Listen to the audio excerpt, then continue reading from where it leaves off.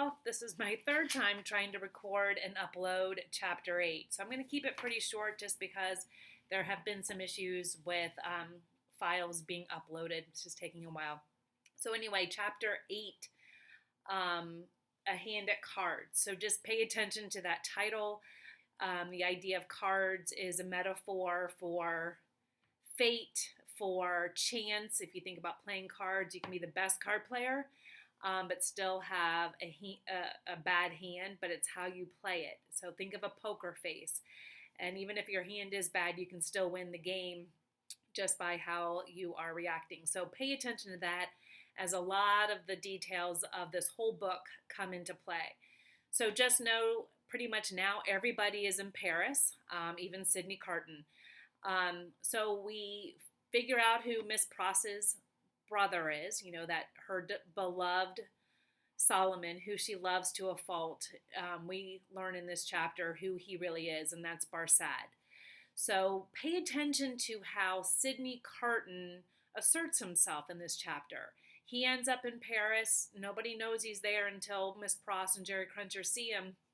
But he's there for a reason, and he's also there to bring some meaning to his life. And this is why when people think of A Tale of Two Cities, a lot of times they say, oh, I love Sydney Carton. And this is the beginning of that. He was a disappointed drudge this whole book, but we're starting to see that, maybe he was, but he wants to add some meaning to his life. So we see how Sydney Carton is going to use Barsad's past as being a spy for both the French and the English. He's been a liar. He's gone under assumed names. He's just been in a lot of irreputable business. And so Sydney Carton realizes all this, and he's going to use Barsad's past to Sydney's advantage.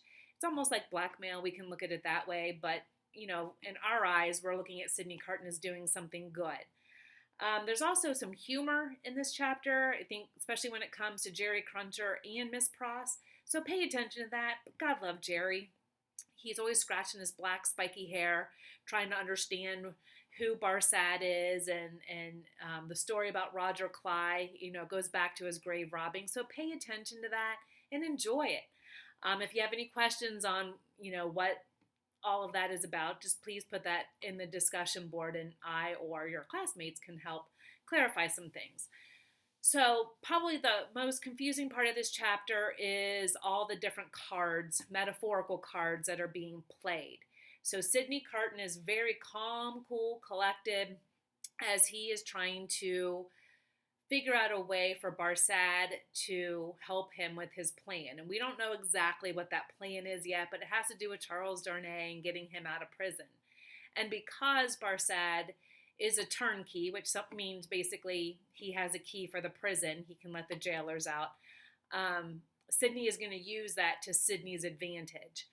And basically, Barsad is not going to be able to say no because of the blackmail. But we do get to pay attention to all the different cards and arguments that Sydney Carton uses.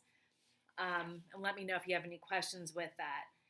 The final card, I think it's the second card, or the first card. It's on page 299. Sydney Carton says, I play my ace. And the ace is always going to be your best card.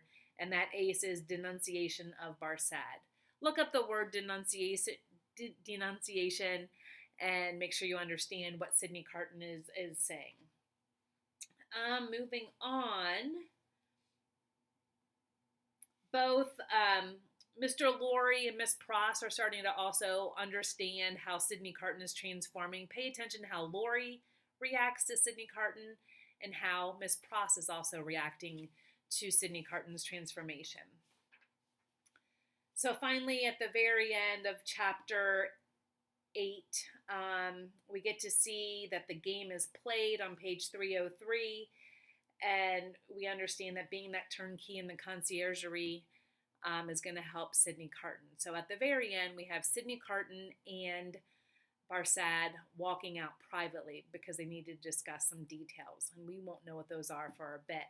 So understand that this chapter is a metaphor for a card game, but it's also very serious, and these details are coming together. So please, any questions you have, you can email me, but more importantly, I'd rather you put them in the discussion board. If you have questions, you're confused, great, you should be, because this is a difficult book and you're doing this on your own. So please do not hesitate. You can post more than once, okay? I know the minimum is one post and one reply. Post more. I mean, why not? That's how we're going to have to learn here. So, hope you're all doing well. Take care of yourselves and take care of your family. And I will be back in just a bit with chapter 9.